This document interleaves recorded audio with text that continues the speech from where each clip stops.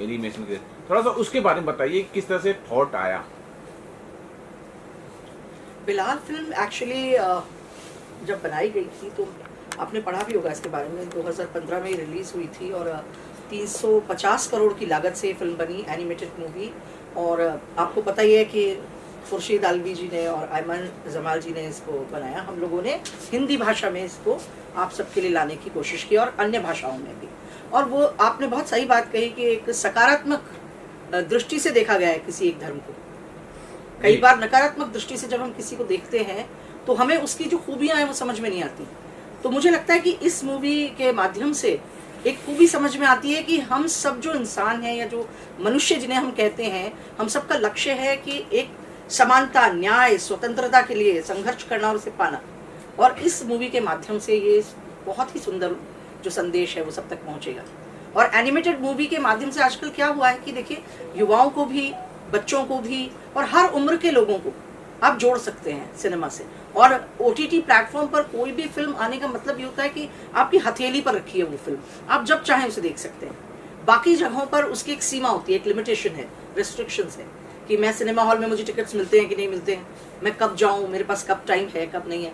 ये आपके पास है, आपके मोबाइल पर है, आप जब चाहें इससे देख सकते हैं। ये बिलाल फिल्म जो बनाने का जो उद्देश्य था वो यही रहा कि दुनिया में लोगों को बहुत सी चीज़ें दिख रही हैं किसी खास धर्म के बारे में, लेकिन ये नहीं पता चल रहा कि किसने उसकी किस तरह शुरुआत की, उसके लक्ष्य क्या थे, उसके उद्देश्य कितने खूबसूरत थे। धीरे धीरे धीरे धीरे कैसे विसंगतियां और विकृतियां तो हमें दिखती हैं, लेकिन उसमें जो सकारात्मकता है वो देखने की इस फिल्म के माध्यम से कोशिश की गई है। सर, आपसे जानना चाहूँगा कि अभी कुछ ज़्यादा समय नहीं हुआ और वो चीज़ चल भी रही है, एक छावा फिल्म आई थी। छावा फिल्म आने के बाद एक धर्म के प्रति एक अलग नकारात्मक जो भावना चली थी, लेकिन बिलाल जो फिल्म मैंने पूरी कंप्लीट देखी है और तुरंत ही मैंने कुछ गूगल पे भी सर्च करना शुरू किया, तो मुझे उसमें सकारात्मक चीज़ दिखी है और बहुत ज़्यादा दिखी है। जरा आप कुछ बताना चाहेंगे? देखिए, कहानी को प्रेजेंट करने के तरीके अलग अलग होते हैं। एक मैं कहता हूँ कि सब मैंने अजान दी, ठीक है, मैंने ये अपने धर्म के लिए ये किया। एक ये होता है कि मैं उसको एक सिंपल सी कहानी के रूप में आपके सामने प्रेजेंट करूँ उस चीज़ को, तो वो चीज़ आपको समझ में आती है। आज मैं कहता हूँ सब एक मुस्लिम धर्म में फिल्म लेकर आ रहा हूँ, बिलाल, हज़रत बिलाल पर मूवी है। मैं समझता हूँ काफ़ी लोग उसको देखना पसंद नहीं करेंगे, जहाँ धर्म का कुछ एक तरह आवरण आ जाता है, तो बहुत सारी चीज़ें ऐसी होती हैं जो कि आपको रोक लेती हैं। वहीं मैं कहता हूँ कि मैं कहानी दे रहा हूँ जहाँ की एक बच्चे के साथ बहुत जाती होती है, धीरे धीरे करके वो आगे बढ़ता है और एक नई सिस्टम को एक जागृत करता है, खड़ा करता है वो आदमी, ठीक है। उस पर मैं उसको बताता हूँ तो उसको लगेगा हाँ मैं देखता हूँ क्या है ये चीज़। फिर एंड में जाकर उसको ये तथ्य मालूम पड़ता है कि तो वास्तव में ये चीज़ घटना घटी थी, तब जाकर ये चीज़ बनी थी। वरना आज कोई भी धर्म है वो अपनी एक काफ़ी लोग उसको पसंद करते हैं, उसमें नकारात्मक भी होती है, पॉजिटिव चीज़, सब चीज़ें, दोनों चीज़ें होती हैं। तो इस फिल्म में भी यही चीज़ है। कुछ फिल्में होती हैं जो पूरा कहकर बनती है कि सब ये धर्म को लेकर बनी है, जबकि ये धर्म नहीं, एक उद्देश्य को लेकर बनी हुई फिल्म है। तो अब आप देखेंगे, आपने देखी, आपको अच्छी लगी, इसीलिए हजरत बिलाल नाम रखने की बजाय नाम है Bilal, a new breed of hero, जो आपको कनेक्ट करता है फिल्म से। जो हीरोइज्म है उनका, वो इस स्ट्रगल में है कि हम लोग सब एक जैसे पैदा होते हैं, फिर हम ऊंचे नीचे, छोटे बड़े, इस रंग रूप के, उस रंग रूप के, ऐसे कैसे हो जाते हैं। तो मुझे इसकी जो आवाज़ है, वो जो एक वॉइस रेज करता है, वो है समानता की आवाज़। और समानता की आवाज़ के लिए आज से ही नहीं, हजारों सालों से कोशिश हो रही है। आपने कार्ल मार्क्स और लेनिन की कोशिश भी देखी होगी, साम्यवादी कोशिश, वो भी तो समानता के लिए। लेकिन वो जिस तरह से कोशिश कर रहे हैं वो आपके दिल को छूती है, क्योंकि वो उस सब संघर्ष से गुजरते हैं और फिर उसके बाद उस इक्वालिटी की बात करते हैं। तो मुझे लगता है बहुत अपील करती है ये आपको। ये दूसरी बात इसमें आप ये भी समझिए कि अभी अजान का काफ़ी शहर, काफ़ी मतलब राज्यों में अजान को लेकर काफ़ी बातें हो रही हैं। अब अजान कब शुरू हुई, किसने दी पहली अजान, तो और कहाँ दी, तो वो भी एक आपको मालूम पड़ेगा कि अजान कैसे शुरू हुई।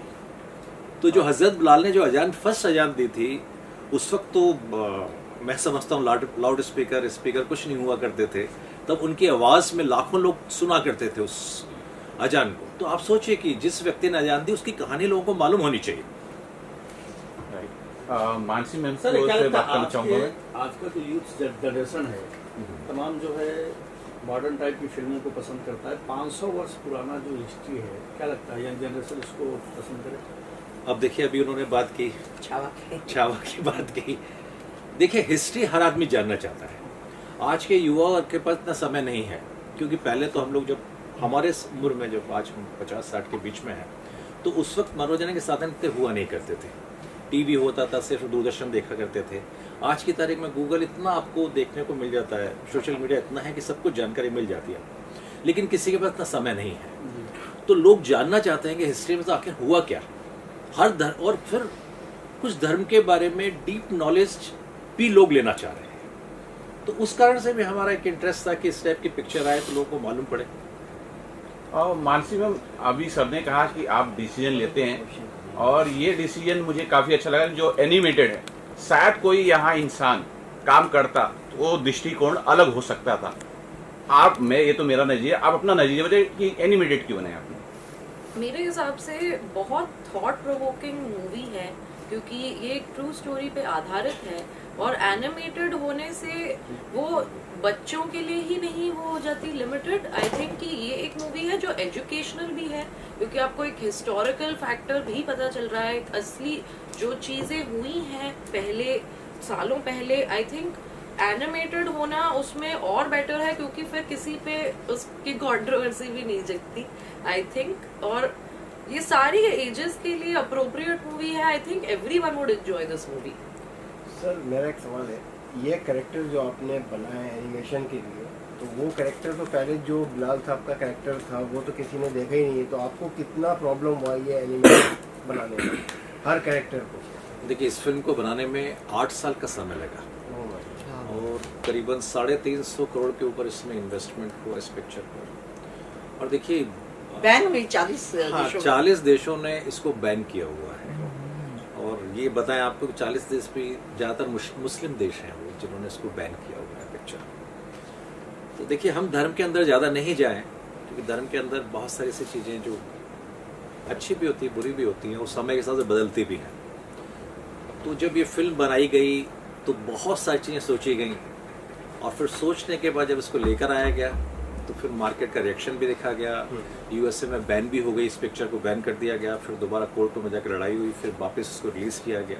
बहुत सारी चीज़ें इसमें की गई, लेकिन इसकी खासियत ये है कि इसमें जितनी भी वॉइस आई हैं वो बहुत बड़े बड़े कलाकारों ने वॉइस दिए हैं इसमें चिरंजीवी बताएंगे आपको कि कौन से कलाकार हैं जिन्होंने वॉइस दी, जो बड़े बड़े स्टार हैं इंडस्ट्री के। इयन मैकशेन है जिन्होंने जॉन विक में बहुत प्रथम रोल किया है, और भी कई चाइना में कहना है, हाँ वो भी है। एक और है रॉड्रिगो है, जो अपने इंडिया में वर्ल्ड फेमस है। एक और जिनके गाने सुन सुन के सब बड़े ही हुए हैं हमारी एज वाले।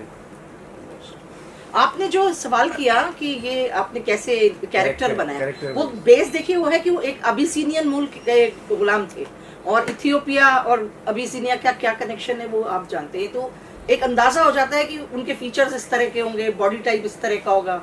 उस तरह से जो एनिमेशन करने वाले लोग थे उन्होंने वो कैरेक्टर डिसाइड किया। आपको ये जरूर लग सकता है कि वो जो है उतने डार्क नहीं लग रहे हैं, डार्क कॉम्प्लेक्शन के नहीं लग रहे हैं, तो क्योंकि वो अबिसिनिया मूल के थे, लेकिन वो वहां से ले जाए गई उनकी फैमिली बहुत समय पहले गुलाम बनाकर। तो वो जो कैरेक्टर है वो बड़ा ध्यान रखा गया है कि इस तरह का ही दिखना चाहिए। वो स्ट्रक्चर उन्होंने बड़ा सोच समझ के ही डिसाइड किया है, और आई थिंक वो लग भी बड़े अपीलिंग रहे हैं स्क्रीन पे। अच्छा सर, अब ये चीज़ है, मुझे पूरी फिल्म ये जो देखने के बाद मुझे लगा शायद ये सिनेमा घरों में भी रिलीज हो सकती है। तो आप लोग का क्या इसमें रिएक्शन है, क्या विचार है? इस पे सिनेमा घर तक लेके जा रहे हैं, सिर्फ OTT पे रख रहे हैं? अब मुझे तो लगता है कि चैनल प्रोड्यूसर ने इससे घर घर तक पहुंचा दिया है, सबकी हथेलियों में पहुंचा दिया है। तो सबसे पहले तो ये है कि किसी भी वक्त आप देख सकते हैं। देखिए, उनका कैरेक्टर इतना इंस्पायरिंग है कि वो बच्चों को, युवाओं को, या जो भी व्यक्ति असमानता के खिलाफ, एक अन्याय के खिलाफ संघर्ष करने की इच्छा रखता है, उसके लिए बड़ी इंस्पिरेशनल है ये मूवी, और वो किसी भी समय देख सकता है। आजकल देखिए बहुत संघर्ष का दौर है वैसे भी, अपनी आजीविका के लिए, अपने एजुकेशन के लिए, बाकी चीज़ों के लिए। तो ये मेरे को लगता है उन्होंने हथेलियों तक पहुंचा दिए, तो बहुत अच्छा किया है। लेकिन हाँ, मौका मिला, और हमारे प्रमोटर सर की जो नोट हुई तो डेफिनेटली अच्छा, एक एक चीज समझ सिनेमा हॉल लीजिए, या मास टीवी जब भी कोई सिनेमा बना रहा है या कोई कुछ भी बना रहा है, और भी इंटरेस्टिंग मानसी नया और क्या प्रोजेक्ट लेके आ रहे हो? प्रोजेक्ट एंजल मैंने देखा था, एक बहुत अलग स्टोरी है, ठीक है। उसके बाद ये भी मैंने बिलाल देखा, आजमगढ़ देखी है। नया प्रोजेक्ट क्या आ रहा है, नया हंगामा क्या होने वाला है? प्रोजेक्ट एंजल सीजन 2 तो सबसे पहले प्रायोरिटी में है अभी मेरे, और 2-3 सीरीज अभी मैं इन द वर्क्स हैं मेरे लिए। I want to do some nice short series and all, पर अभी के लिए I am allowing mass TV to do their job and I am allowing them to get me more He's content. asking on mass TV's Sir. content. This film gives an anti-slavery statement to your film. So, did you face any opposition while at any stage while making this film? Please pardon, I don't understand, please This tell film gives an anti-slavery message. Exactly. So, did you face any opposition at any stage while making this film? when this film was being made, actually, there was an opposition by 40 countries. Actually, they didn't want this film to voice against this slavery or this thing. No, it is an old history, they said. And why are you trying to show this kind of a negative history about us? That is why it was banned. Fortunately, you got it? Mass TV has not faced Yeah. any opposition. No, we Because we but are a but no, but this film movie exactly. This movie it has faced opposition from those countries which still have their monarchy and all. No, they And don't the want. animation in this film is excellent to the core of the film. So how did you manage to pull off such a great kind of animation? And what was the budget for the animation? He told you that This is more than 350 CR. It's already spent on the 8 years we have spent to make this movie. and all best technicians and best animators they were working for. Best this project voiceover. for 8 years. Which was the All the way. studio that you conducted the animation? Barajaun Entertainment. It's a UAE based studio. Thank you, sir. Sir ये एक Islamic movie है जैसे आपने कहा, और इस्लाम में एक बहुत बड़ा नाम है हज़रत अली, लेकिन हज़रत अली का सर एक ही सीन रखा आपने, ऐसा क्यों? ये बेसिकली हजरत बिलाल को हम ज्यादा इसके उनके नहीं, वो तो समझ में आ गया कि हज़रत बिलाल के पीओवी से है, लेकिन उसमें सिर्फ एक ही सीन क्यों नेक्स्ट रखा मूवी का है? इंतजार कीजिए, हो सकता है वहाँ कोई स्टेटमेंट ये दो रखे आप देखे ना, नियत बांधी उन्होंने और वहाँ पर रोक दिया गया है। कुछ तो है कुछ आगे। भूख आप में रही ना उसके लिए कि नेक्स्ट में मैं देखूं आगे क्या होता है। तो फिल्मों में तो पार्ट चलते हैं एक के बाद एक। तो थोड़ा वेट कीजिए आप। थैंक यू सो मच, बहुत बहुत धन्यवाद। ये विजुअल